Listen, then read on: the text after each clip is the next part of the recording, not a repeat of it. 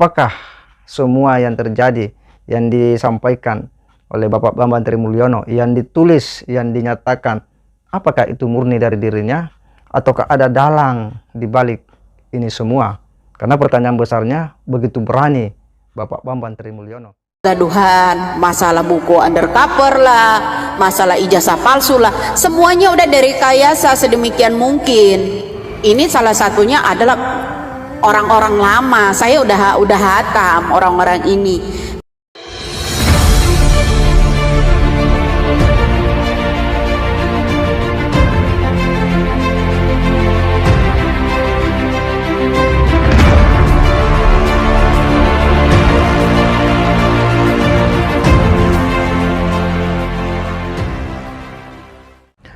Assalamualaikum warahmatullahi wabarakatuh. Kembali berjumpa dengan saya di channel Hamzah Gantara. Sahabat sebangsa dan setanah air dimana saja Anda berada, kembali kita akan mengulas perjalanan berita tentang tudingan ijazah palsu kepada Bapak Joko Widodo yang terus-menerus berpolemik di media sosial. Tentu kita semua bertanya, siapa Bambang Trimulyono ini yang begitu berani kemudian membuat tulisan yang secara substansi tulisan itu jelas-jelas menyerang pribadi seorang petinggi negara, seorang kepala negara, yakni Bapak Joko Widodo. Apakah ini sebuah inisiatif pribadi yang berangkat dari hati nurani, ataukah ini ada orang lain yang ikut andil di dalamnya? Dan tentu ini wajar jika ada kecurigaan dari publik. Apakah semua yang terjadi, yang disampaikan oleh Bapak Bambang Trimulyono, yang ditulis, yang dinyatakan, apakah itu murni dari dirinya, ataukah ada dalang di balik ini semua? Karena pertanyaan besarnya, begitu berani Bapak Bambang Trimulyono. Yang dihadapi ini bukan orang biasa. Ini kepala negara, ini orang nomor 1 di republik ini. Ya. Sehingga kita tentu semua bertanya-tanya. Dan hal yang menarik di mana seorang ibu-ibu membuka kedok siapa Bambang Trimulyono, sekaligus juga mengurai tentang bagaimana pertemanan Bapak Bambang Trimulyono dengan siapa dia berteman. Dan tentu ini akan menjadi saluran informasi kepada kita bahwa Bambang Trimulyono ini bukanlah orang baru yang selalu berseberangan dengan rezim Jokowi. Karena beberapa tahun yang lalu juga dia sudah pernah ditangkap di penjara gara-gara menulis buku yang mana tulisan itu berujung kepada kebohongan. Ya, akhirnya dia di penjara. Kita akan coba menyimak dulu bagaimana ulasan daripada ibu ini yang betul-betul cukup menggelitik bagi kita semua. Hai guys, saya sedikit ingin mengupas tentang Bambang Trimulyono. Sebenarnya siapa? Nah, ini kalian perhatikan di sini ada KTP-nya Bambang Trimulyono itu beserta ada Fadlizon. Fadlizon itu sudah berdekatan dengan Bambang Trimulyono sejak masih muda. Juga pada waktu saya simak di dalam acara Kick Andi, secara tidak sengaja keceplosan Fadlizon tentang pengarang buku. Karena dipepet pertanyaan oleh Kek Andi, Anda udah pernah berjasa apa di Indonesia ini? Saya menulis buku, ya kan, menulis buku. Jadi ini loh yang buku-buku undercover Jokowi itu yang dituliskan di bawah-bawah Bambang Tri itu sebenarnya ada gandengannya juga, ya. Salah satunya ada orang di sini, ya. Nah, mengingat kembali sebelum kerusuhan 98 dulu, ya. Ada peranan yang namanya Fadlizon untuk menyelamatkan yang namanya Samadikun Hartono, kasus BLBI. Ya, dibikin huru-hara juga seperti ini. Isu ini, isu itu, ya, dulu saya seperti itu. Sama loh, ya. Karena takut kasus BLBI ini terbongkar. Ini Fadlizon peranan utamanya menyelamatkan yang namanya Samadikun Hartono. Ingat ya di situ dulu. Kemudian dibalik ada Samadikun Hartono, dibalik adanya yang namanya Fadlizon sebelum krisis moneter di 98 itu ada Gubernur BI yang namanya Sudrajat Djiwandono. Ya, bagi-bagi uang di DPR. Kenapa dia bagi-bagi uang di DPR? Fadlizon juga sebagai perantaranya untuk menyetujui supaya Soeharto itu menyetujui ngutang IMF kembali di 98 lalu. Ya, di 98 lalu. Jadi kegaduhan, kekisruhan, huru-hara dibuatlah sedemikian rupa. Ya, akhirnya terjadilah pula moneter yang ini saat ini melalui Bambang Trimulyono berolah lagi mereka lagi. Ini sebenarnya diam-diam ada orang. Makanya saya bilang kalian tahu Bambang Tri siapa, kalau perlu dihipnotis siapa saja lah. Ini salah satu orangnya, pembuat kekisruhan di 98 kejadian kita sampai tembak-tembakan, sampai hancur-hancuran, krisis moneter, yaitu diawali dari mulut Fadlizon. Kalian sampai saat ini masih nggak sadar juga. Halo Indonesia, saya mohon banget ya, kehancuran Indonesia ini di orang-orang ini. Kedua orang ini ya, yang namanya ya gubernur mantan gubernur BI dulu Sudrajat Djiwandono ini jadi Dewan Penasehat Gerindra. Ingat, mereka ini ada di Gerindra, juga ada Fadlizon di Gerindra, ya. Semua ini ada di situ.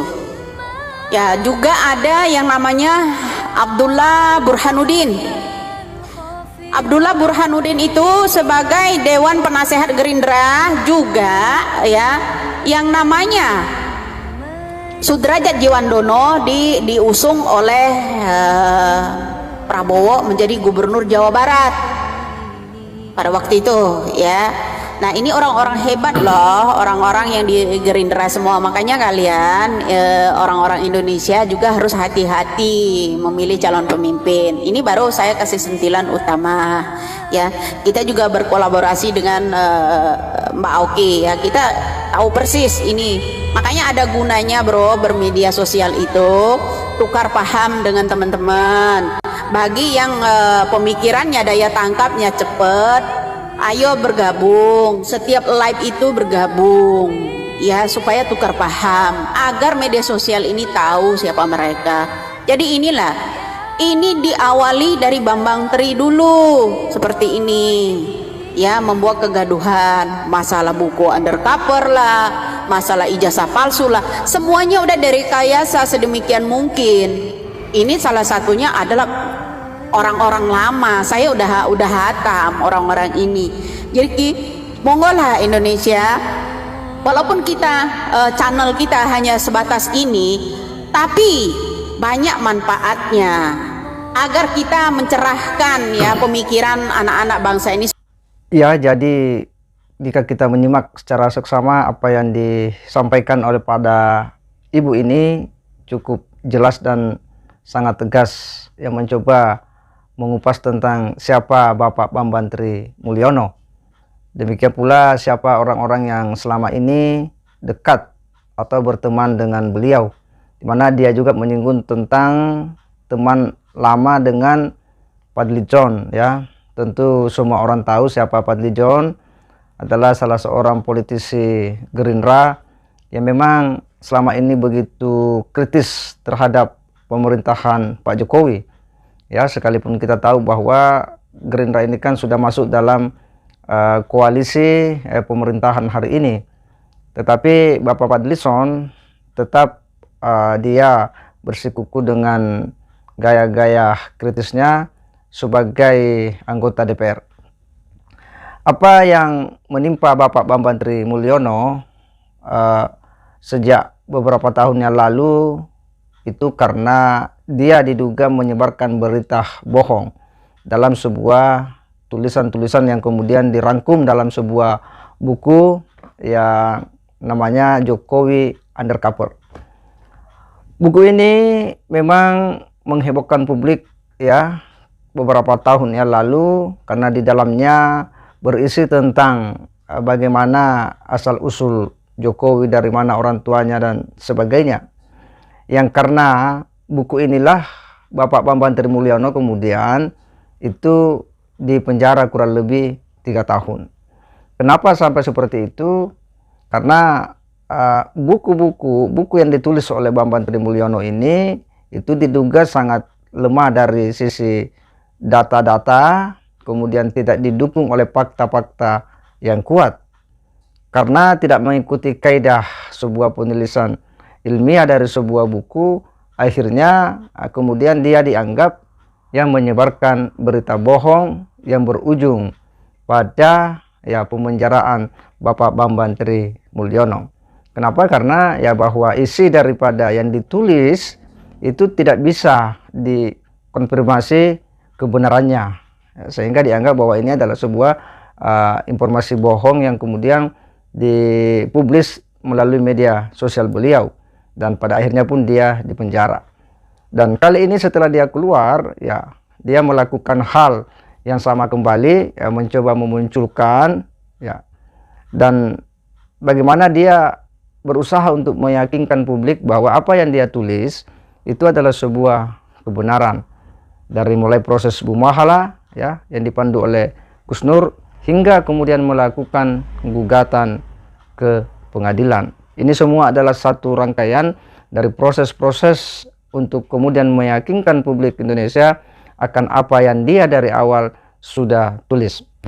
Tetapi apa yang disampaikan daripada ibu tadi ini jelas membuat kita bisa melihat secara lebih utuh, secara lebih jernih bahwa ternyata ini tidak bisa dilihat secara sepihak saja bahwa ini adalah karya semata daripada Bapak Bambang Trimulyono, tetapi boleh jadi bahwa ini ada dalang atau ada orang lain yang kemudian ikut membackup ataupun mendukung daripada Bapak Bambang Trimulyono, kemudian hingga dia bisa melahirkan sebuah tulisan yang kemudian diberi nama Jokowi Undercover.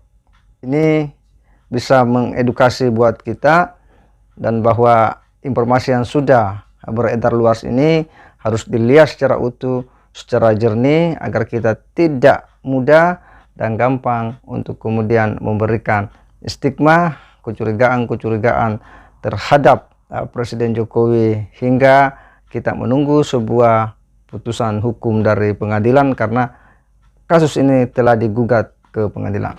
Saya kira demikian. Wassalamualaikum warahmatullahi wabarakatuh.